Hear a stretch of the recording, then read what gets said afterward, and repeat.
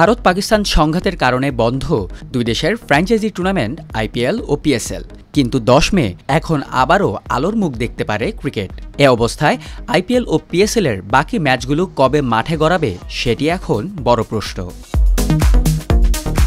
Indian এক্সপ্রেসের মতে ভারত সরকারের অনুমতি পেলে 16 মে থেকে আবারও শুরু হতে পারে আইপিএল। সেজন্য বিদেশি ক্রিকেটার ও কোচিং স্টাফদের ভারতে ফিরিয়ে আনার প্রক্রিয়াও শুরু করে দিয়েছে 10 ফ্র্যাঞ্চাইজি। আগে 25 মে পর্যন্ত আসরটি হওয়ার কথা থাকলেও স্থগিত অবস্থার কারণে এখন সেই সময়সীমা বেড়ে দাঁড়াবে 30 মে পর্যন্ত।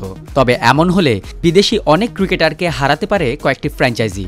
জুনে অস্ট্রেলিয়া বনাম দক্ষিণ আফ্রিকার টেস্ট চ্যাম্পিয়নশিপের ফাইনালের পাশাপাশি আছে দ্বিপাক্ষিক সিরিজ। সেখানে আছে আইপিএলে খেলা অনেক বিদেশি ক্রিকেটারের নাম। ইন্ডিয়ান এক্সপ্রেস আরও বলছে, মে মাসের মাঝামাঝিতে আইপিএল ফের শুরু হলে 3 ভেন্যু বেঙ্গালুরু, চেন্নাই ও হায়দ্রাবাদেই হতে পারে বাকি সব ম্যাচ।